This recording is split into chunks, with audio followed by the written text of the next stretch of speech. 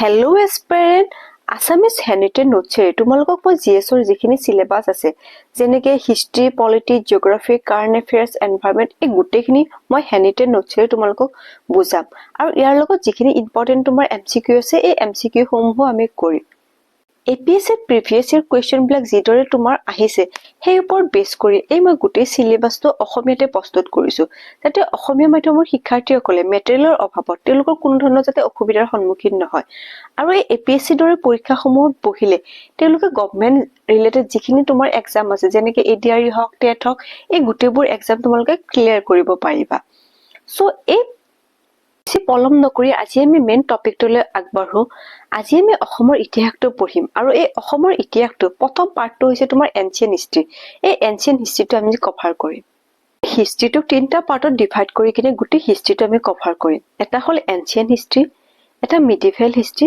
আৰু এটা modern history এই এনচিয়েন্ট হিষ্ট্ৰীটোক আকৌ দুটা পাৰ্টত ডিভাইড কৰিম এটা হ'ল তোমাৰ প্ৰি হিষ্ট্ৰী আৰু এটা হ'ল তোমাৰ পোষ্ট হিষ্ট্ৰী এই এনচিয়েন্ট হিষ্ট্ৰী এই প্ৰি হিষ্ট্ৰীটো আজি আমি পঢ়িম এই প্ৰি হিষ্ট্ৰীটোৰ কথা জানিবলৈ হলে আমাৰ কোনো ধৰণৰ লিটাৰেচি সোৰ্স নাছিলে বা ইনস্ক্ৰিপশন নাছিলে যিখিনি তোমাৰ মাইথলজিক্যাল বুক আছে যেনে তোমাৰ ৰামায়ণ মহাভাৰত কালিকা পুৰাণ বা ইউগিনী তন্ত্ৰ তাৰ ওপৰত বেছ কৰিহে এই তোমাৰ প্ৰি হিষ্ট্ৰীটো অনুমান কৰিছে 4th চেঞ্চুৰীৰ পৰা অসমত তোমাৰ বৰ্মন ডাইনেষ্টিটোৱে ৰাজত্ব কৰে এই তোমাৰ মাইথলজিক্যাল পিৰিয়ড বুলি কোৱা হয় আৰু এই মাইথলজিক্যাল পিৰিয়ডৰ প্ৰথমটো তোমাৰ বংশ বা ডাইনেষ্টি আছিল দানৱ বংশ অৰ্থাৎ 4th চেঞ্চুৰী আগৰ যিখিনি সময় আছিল সেই সময়খিনিক তোমাৰ এই মাইথলজিক্যাল পিৰিয়ড বুলি কোৱা হয় অৰ্থাৎ কাল্পনিক ইতিহাস দানৱ বংশৰ প্ৰথমজন তোমাৰ ৰজা আছিল মহিৰংগ দানৱ আৰু এই মহিৰংগ দানৱৰ ৰাজধানী আছিল তোমাৰ মৈৰাং পৰ্বত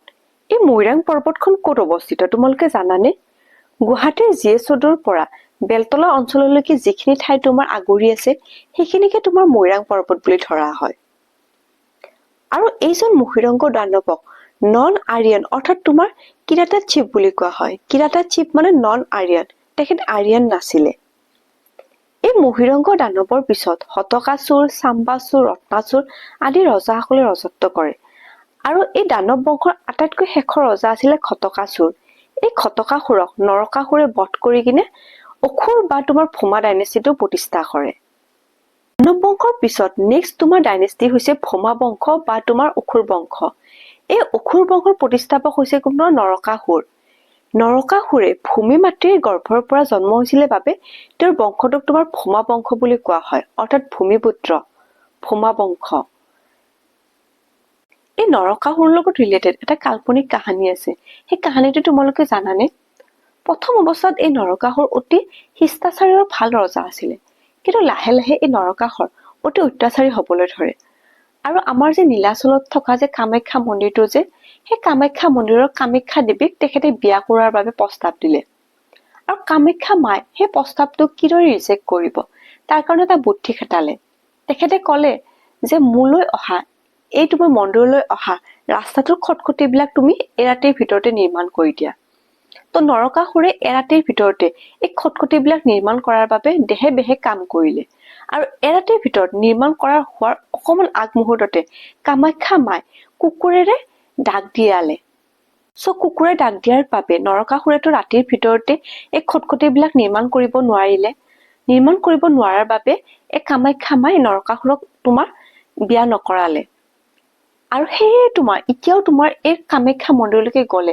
আধৰুৱা কিছুমান খটখটি দেখা পাবা সেই খটখটিবিলাকক তুমি কি বুলি নাম দিয়া হয় জানানে মেখেলা উজা পথ আৰু এই নৰকাসুৰৰ অত্যাচাৰ দিনক দিনে বঢ়াৰ ফলত শ্ৰীকৃষ্ণই এই নৰকাসুৰক বধ কৰে আৰু নৰকাসুৰক বধ কৰাৰ পিছত নৰকাসুৰৰ জ্যেষ্ঠ পুত্ৰ ভগদত্তই ৰজা হয় এতিয়া আমি ভগদত্তৰ কথা পঢ়িম প্ৰথম আৰিয়ানসকলৰ আগমন প্ৰাগজ্যোতিষপুৰত নৰকাসুৰৰ সময়ৰ পৰা হৈছিল আৰু একেবাৰে প্ৰি হিষ্ট্ৰীত অসমখনক তোমাৰ প্ৰাগজ্যোতিষপুৰ বা তোমাৰ কামৰূপ বুলি জনা যায় নৰকাসুৰৰ জ্যেষ্ঠ পুত্ৰ ভগদত্ত মহাভাৰতৰ আদি পৰ্ব মতে অসুৰ বাদশালাৰ পুনৰ জন্ম হয় ভগদত্তৰ ৰূপত আৰু ভগদত্তক the mighty king of Melsa not inferior to Chakra in battle best warrior of the elephant chakra বুলি তুমি উল্লেখ কৰা আছে এইবোৰ ষ্টেটমেণ্ট কেতিয়াবা দি দিব পাৰে দেই। আজিকালি বহুত ষ্টেটমেণ্ট অহা হৈছে APSC পৰীক্ষাত।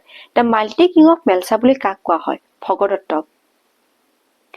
ভগদত্তৰ এলিফেণ্টৰ নাম আছিলে শ্ৰুপতিকা। আৰু মহাভাৰতত ভগদত্তক আন নামেৰে জনা যায়। চালেল্যা, পাৰ্বতাপৰ্তি, পূৰ্ব সাগাৰিকাবৰ্তি বুলিও তেখেতক উল্লেখ কৰা আছে। দ্ৰোণা পৰ্বতত উল্লেখ কৰা আছে যে ভগদত্তই পাণ্ডৱৰ বিৰুদ্ধে কৌৰৱৰ পক্ষ লৈ কিনে অতি বীৰত্বৰে যুদ্ধ কৰিছিলে।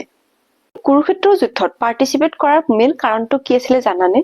ভগদত্তৰ এজনী কন্যা আছিলে ভানুমতী। এই ভানুমতীক দুৰ্যোধনৰ লগত বিয়া দিছিলে। ভানুমতী আৰু দুৰ্যোধনৰ বিয়াৰ স্বয়ম্বৰৰ সময়ত আমাৰ যে গুৱাহাটীৰ দীঘলী পুখুৰীটো আছে, সেই দীঘলী পুখুৰীটোৰ খনন কৰিছিলে সেই স্বয়ম্বৰৰ সময়ত। ভগদত্তৰ মৃত্যুৰ পিছত ভগদত্তৰ পুত্ৰ বজ্ৰদত্তই সিংহাসনত বহে। এইখন তোমাৰ অসমৰ মেপ হয়। এনে মই ৰাফলি বনাইছো। এইখিনি কামৰূপ। এই কামৰূপ বা প্ৰাগজ্যোতিষপুৰত ভগদত্তই ৰাজত্ব কৰিছিলে। সেই একে সমসাময়িকভাৱে তোমাৰ এই ইষ্ট পাৰ্টত অৰ্থাৎ তোমাৰ শদিয়াত সেই তোমাৰ ভীষ্মকে ৰাজত্ব কৰিছিলে। আৰু ভীষ্মকো তোমাৰ ৰাজধানী ক'ত আছিলে? কুণ্ডিল নগৰ। আৰু ভীষ্মকৰ এজন তোমাৰ জীয়ৰী আছিলে, নাম আছিলে তোমাৰ ৰুক্মিণী। এই ৰুক্মিণী হৰণ কাব্যখনৰ পৰা আমি এই গোটেইখিনি তোমাৰ ডিটেইলছ গম পাব পাৰো। এইখন তোমাৰ অসমৰ এইফালে তোমাৰ ইষ্ট পাৰ্টত আছিলে ভীষ্মক, এইখিনিত আছিলে তোমাৰ ভগদত্ত এই কামৰূপত, আৰু এই পাৰ্টটোত শদিয়া বা তোমাৰ তেজপুৰত আছিলে বান ৰজা। একে সমসাময়িক এইকেইজন ৰজা আছিলে। বান ৰজাৰ কেপিটেল হৈছে তোমাৰ শোণিতপুৰ বা তেজপুৰত। ভাগৱত পুৰাণত এই হৰিহৰৰ যুদ্ধৰ কথা উল্লেখ কৰা আছে। হৰিহৰৰ যুদ্ধৰ কথা তোমালোকে গম পোৱা নে? বান ৰজাৰ এজনী জীয়ৰী আছিলে, জীয়ৰীৰ নাম আছিলে উষা। আৰু উষা এদিন সপোনত অনিৰুদ্ধ বোলা এজন যুৱকক দেখা পায় আৰু যুৱকজনক মানে প্ৰেমত পৰে। উষাৰ এজনী বান্ধৱী আছিলে, নাম আছিলে চিত্ৰলেখা। তো চিত্ৰলেখক আহি কিনে কয় যে মই এনেকুৱা ৰাজকুমাৰ এজন ৰাতি সপোনত দেখা পাইছো, মোক মানে সেই ৰাজকুমাৰজন লাগে। তো চিত্ৰলেখাৰ এটা তোমাৰ ঐশ্বৰিক শক্তি আছিলে যে তেখেতে বৰ্ণনা কৰি থাকিলে সেই চিত্ৰ আঁকি কিনে সেই ল'ৰাজন বা যিকোনো মানুহ এজনক সেই জাগাত তোমাৰ উপস্থিত কৰিব পাৰে। উষাৰ বৰ্ণনা মতেৰে চিত্ৰলেখাই চিত্ৰ আঁকি কিনে অনিৰুদ্ধক লৈ আহিলে তোমাৰ অসমৰ তোমাৰ এই বান ৰজাৰ ৰাজধানীলৈকে। তো উষা আৰু অনিৰুদ্ধ দুয়োটাই একেলগে তোমাৰ প্ৰেমত পৰে। আৰু এই কথাটো তোমাৰ বান ৰজাই গম পায়, আৰু গম পাই কিনে তোমাৰ অনিৰুদ্ধ ইয়াতে তোমাৰ আবদ্ধ কৰি ৰাখে, বন্দী কৰে। তোমাৰ অনিৰুদ্ধ আছিলে শ্ৰীকৃষ্ণৰ নাতিনীয়েক। এতিয়া শ্ৰীকৃষ্ণৰ নাতিয়েককতো শ্ৰীকৃষ্ণই বচাবৰ কাৰণে আহিবই লাগিব অসমত। তো অসমত আহিলে নাতিয়েকক বচাবৰ কাৰণে। আৰু এই বান ৰজা আছিলে তোমাৰ শিৱৰ ভক্ত। বান ৰজা আৰু তোমাৰ এই শ্ৰীকৃষ্ণৰ মাজত এখন যুদ্ধ হয়। আৰু এই যুদ্ধখনত বান ৰজাৰ হৈ তোমাৰ শিৱই পাৰ্টিচিপেট কৰে। তোমাৰ সেই যুদ্ধখনক হৰিহৰৰ যুদ্ধ বুলি কোৱা হয়। হৰি মানে হল তোমাৰ শ্ৰীকৃষ্ণ আৰু হৰ মানে হল শিৱ। এই শিৱ আৰু তোমাৰ কৃষ্ণৰ তোমাৰ যুদ্ধ, হৰিহৰৰ যুদ্ধ। বান ৰজাৰ নাতিয়েক আছিলে তোমাৰ ভালুক, আৰু ভালুকৰ তোমাৰ ৰাজধানী আছিলে ভালুকপুঙত।